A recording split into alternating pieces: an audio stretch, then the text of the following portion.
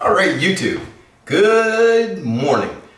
So today we're going to talk about this is 10 ball break number 1 in the Breaking Good series, and we're going to talk about the cut break.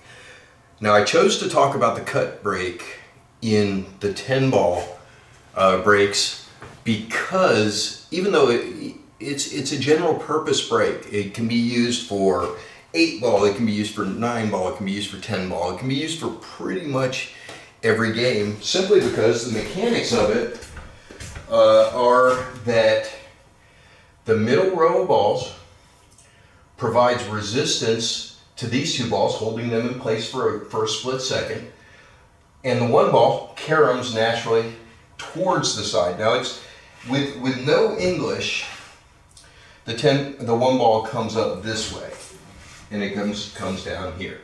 However, if you put draw on it, and that depends on which side you're breaking from, of course. If you put draw on it, as you put more draw, it gets closer and closer to the side pocket. So the concept here is to use bottom inside English. You're going to use, if you're on this side of the table, you're going to use bottom left. If you're on this side of the table, you're going to use bottom right. What you want to do is hit the 1 ball at an angle so that the cue ball comes over to this third diamond and spins out to the center of the table. Now, if you're having to meet the 3-point rule, 3-point rule being you have to get 3 past the head string, or any combination of making balls, and you get a point for each ball you make, plus a point for each one across the head string, and you have to have 3 points. Okay, so you're probably going to have to hit it harder in a 3-point rule break than you do if you're not playing 3 points. And also, the concept is you're going to try to sink the 1 ball in the side pocket opposite where the cue ball is, and you're going to bring the cue ball over to the rail and out to the center of the table. Now, in 9 ball break, I think it was 9 ball break 3, I talked about the cut break where you cut across the face of the ball and go to the other side now. I actually think that's easier to make, but this is the cut break that's being used in the pro circuit right now. Okay, so times to use this break. You can use this break anytime. For 10 ball, the 1 is racked on the spot, so it's always a good one for 10 ball. On 9 ball, they're racking above the spot now with the 9 on the spot. I think it's easier to make the 1 ball if it's racked with the 9 on the spot. You just need more draw. So remember, it comes out at a shallow angle naturally with no draw. The 1 does. The 1 will come out shallow with no draw. And the more you draw it, the shorter it gets on the rail. Okay? So this angle is fairly wide. This one is much tighter. So anyhow, let's take a look at how this break looks. All right, so you notice cue ball placement this is the edge of the breaking box, and there's a mark on the table, and you'll see it when I zoom the camera up a little bit. But this is the edge of the table, or the edge of the breaking box. I've got it marked there. I also have it marked here. The cut break, you put the edge of the cue ball on the edge of that mark and the forward edge of the cue ball on the head string. Now you do that because you want to learn the same break over and over, and there are 2 rule sets. One allows you to be up to the head string on where the ball touches, and up to the breaking box where the ball touches, and the other one, the cue ball has to be back off of those lines. We always want to train for the 1 break that we can use in both circumstances. In this case, that means taking the cue ball back a hair, and either way, we would put the edge of the cue ball on the breaking box. So it's 9 inches from the center to the edge of the breaking box. Now, sometimes it'll be out to the diamond, but usually it's a 9-inch breaking box. So that's where we want to be. It's about, if you look at this, it's about 2/3 of the way from the center diamond out. So it's about right here. about 2/3 out. Right. So your aiming point is between the 7 and the 8. You're aiming for the valley between the 7 and the 8.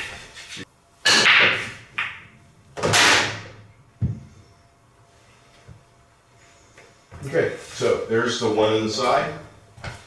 You can see I didn't really get a good leave on the 2. But remember that I had the 6 here and the 9 here, so that the 2 is either the 9 ball or the 6 ball in a real break. So I've got to look at it. I want to show you that this does work in 9 ball as well. 9 ball, you're aiming at the 8. You're aiming at the full ball of the 8, like you're trying to hit the 8 straight on.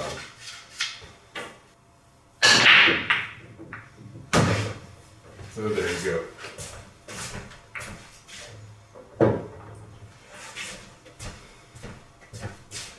All right, let's move the 9 up to the spot.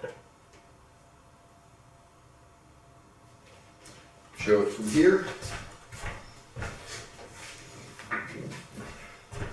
Aim point is a little different on this one.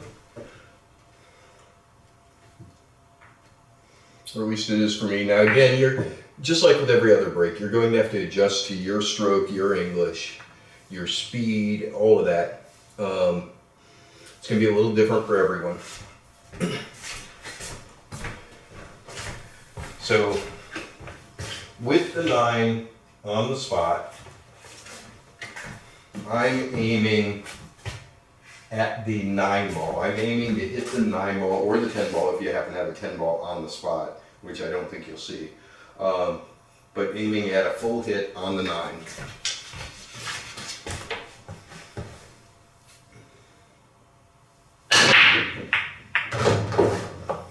You can see there, it's a good break. Okay, conditions under which you can use this break. The first 3 rows of balls must be frozen. This break does work whether you have a breaking box or not. It works whether the 9's on the spot or the 1's on the spot. Doesn't matter what game you're playing. I could do this same break in 8 ball, but I don't recommend it for 8 ball because you don't get enough spread on the balls to get a reliable run out. It could be a safe break if you're up against somebody who is significantly better than you, and you're looking for a way to break the balls, make one, and then be able to choose a group and then play safe after and force them into trouble. So it could be a safe break for 8 ball, but for 9 ball, 10 ball, 7 ball if you play. And our goal with this is to make the 1 in the side opposite where we're breaking from, to bring the cue ball out and have a shot, follow-on shot. I mean, that's the goal of every break. Make a ball and be able to continue and potentially run. So, okay, so let's do our times not to use this. Okay, so in order for this to work, the top 6 balls must be frozen. If they are not frozen, this becomes much more difficult. And it's not difficult because it's harder to make the 1. If the 1's frozen to the 2 and the 3, there's a pretty good chance you can get that 1 to at least go towards that pocket. You need the 2 and the 3 to be frozen to the next row in order to provide the resistance to give you the consistency in the break. It's not that you can't make it, it's that it's not as consistent if it's not frozen.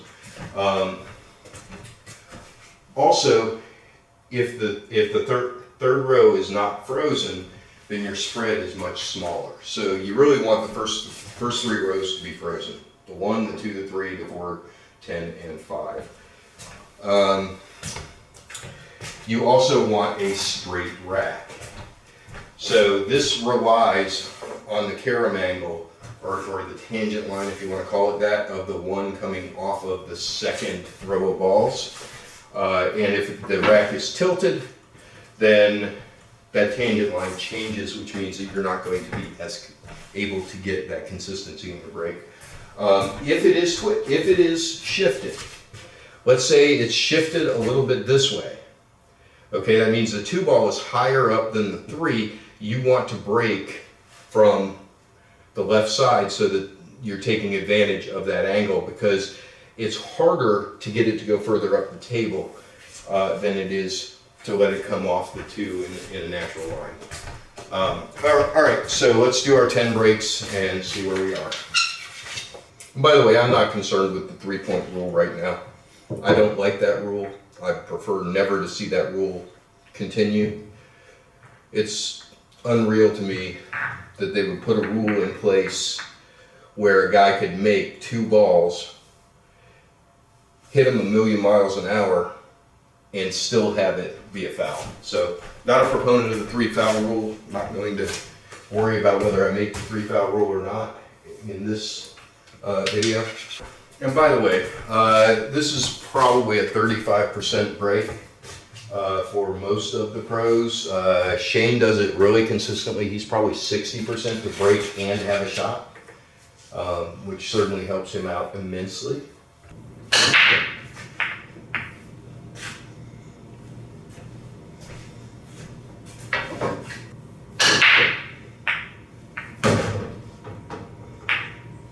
Okay.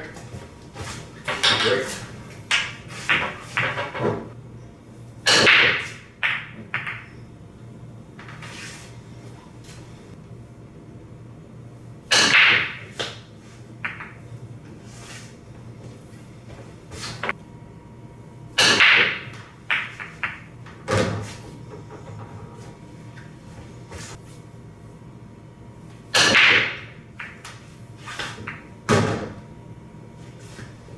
Good.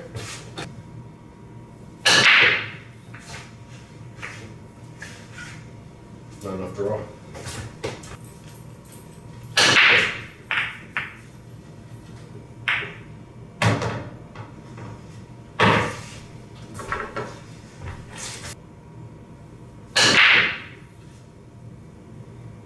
No, more draw.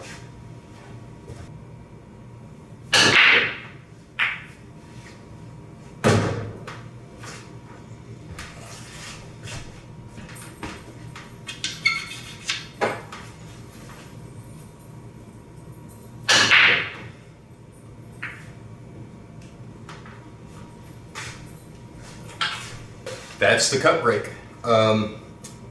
Results came out about like we'd expect, 40–50%. I was hitting a little full on the 1 ball. I should have shifted my point of aim a little more to the left and compensated for that with more draw. Actually, I had too much draw, so I could have just compensated by aiming slightly more to the left. That said, you know, I know this break is used a lot. It works really well for the 9 on the spot 9 ball when you're breaking out of the box, but I'm not a fan of it for 10 ball. I would rather keep the 1 up on the table, control for a shot on the 1, and have a different position that I consistently pocket. And I'll show you that break coming up. That'll be the next one that I do. So this is a general purpose break. It does work in pretty much every circumstance because there are always 3 lines of balls. Even in 6 ball, you've got 3 lines of balls. So cut break works in 6 ball.